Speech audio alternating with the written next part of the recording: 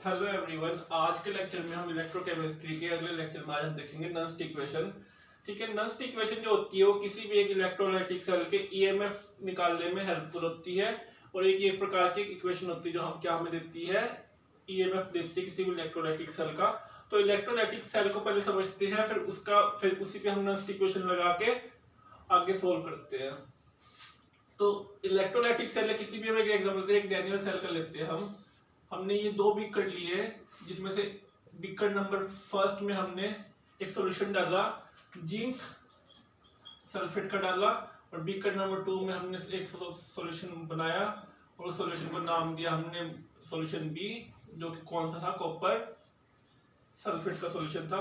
Beaker number 1 जिसमें zinc sulphate है, इसमें हमने एक जिंक की हमने एक रॉड डाली, और सॉल्यूशन नंबर बी में हमने एक सॉल्यूशन नंबर बी था कॉपर सल्फेट का, इसमें हमने एक रॉड डाली जो कि किससे बनी हुई थी, कॉपर से बनी हुई थी। इन दोनों बीकर को हमने एक यू शेप की ट्यूब से हमने क्या नाम है कनेक्ट किया इसे, और इस यू शेप ट्यूब के अंदर क्या नाम है KNO3 और साथ में अगार का सॉल्यूशन था जो कि इन दोनों बीकर को कनेक्ट करता है। और इन दोनों को हमने एक वोल्ट मीटर से क्या नाम है कनेक्ट कर दिया, जो हमें क्या प्रोवाइड करेगा, ईएमएफ हमें प्रोवाइड करेगा। बीकर नंबर 1 के अंदर ऑक्सीडेशन की रिएक्शन होगी, यानी कि इलेक्ट्रॉन का लॉस होगा। जो इलेक्ट्रॉन का लॉस इस यू शेप जो ट्यूब है में से गुजर के बीकर नंबर ए में पहुंचेगा और कॉपर की रॉड से रिएक्ट करके यहाँ पर क्या नाम है रिडक्शन हो जाएगी, और इन दोनों रिएक्शन से ही क्या नाम है वोल्ट मीटर के अंदर एक वोल्टेज हमें एक मिलेगी या हमें एक ईएमएफ मिलेगा। तो ये तो हो गया ये तो हो गया नस्ट इक्वेशन का बेसिक जो हमें समझना था, जो हमें रिक्वायरमेंट थी इस इक्वेशन को समझने के लिए।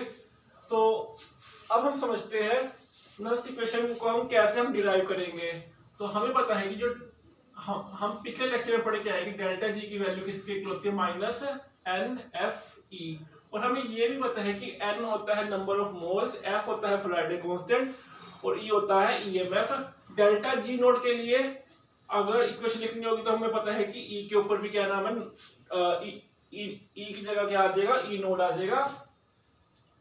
ठीक है, तो एक इक्वेशन तो हमें ये पता है, और दूसरी इक्वेशन हमें याद रखनी है कि जो G होता है वो G नोड प्लस में RT अपॉन में LN क्यू। ये इक्वेशन हमने कहा देखी थी, केमिकल काइनेटिक्स के अंदर हम ये इक्वेशन ये पढ़ के आए, केमिकल काइनेटिक्स चैप्टर में हम ये पढ़ के आए। तो इन दोनों इक्वेशन से हमें एक थर्ड इक्वेशन मिलेगी from first and second equation. हमें जो थर्ड इक्वेशन मिलेगी वो क्या मिलेगी, हमें G -NFE equal to -NFE naught plus में RT LN क्यू, ये मिलेगा। जहां पर यहाँ पर क्यू क्या है, एक्टिविटी कांस्टेंट है। तो अब हम क्या करेंगे, NFE से NFE कैंसिल, तो यहां पर मैं इसको मिटा सकता हूं, ठीक है, और डिवाइड बाय में NF आ जाएगा। ठीक है, ये -E नोड प्लस में RT अपॉन में NF आ गया। क्यू की वैल्यू जो होती है वो फॉर मोलर कंसंट्रेशन रिड्यूस्ड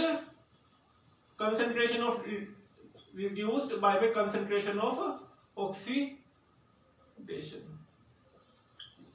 इसके इक्वल होती है ये इक्वेशन। अब जब इसको हम ऊपर लेके आएंगे, यानी कि यहां पर हम ऑक्सीडाइज की कंसंट्रेशन लिख दें और नीचे हम रिडक्शन की लिख दें, हम रिडक्शन, तो साइन यहाँ पर क्या आ जाएगा, माइनस का साइन आ जाएगा। अब यहाँ पर भी माइनस है, यहाँ भी माइनस है, यहाँ भी माइनस है, तो सब कुछ कट के क्या नाम है पॉजिटिव आ जाएगा। तो हम इसको कैसे लिख सकते हैं इस इक्वेशन को, E इक्वल टू में E नोड प्लस में RT अपॉन में NF नेचुरल लॉग ऑक्सीडेशन की कंसंट्रेशन डिवाइड बाय रिडक्शन की कंसंट्रेशन। अगर हम नेचुरल लॉग को जब हम इसको लॉग में कन्वर्ट करेंगे तो हमें पता है कि इक्वेशन कैसे आ जाएगी, E इक्वल टू में E नोड प्लस में 2.303 अपॉन में NF RT log concentration of oxidation divide by में रिडक्शन की कंसंट्रेशन, मोलर कंसंट्रेशन।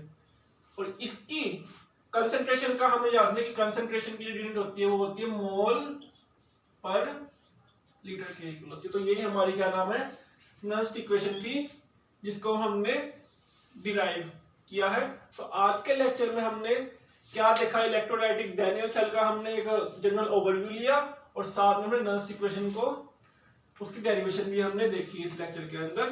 तो थैंक यू। नेक्स्ट लेक्चर में अगला कोई टॉपिक लेंगे।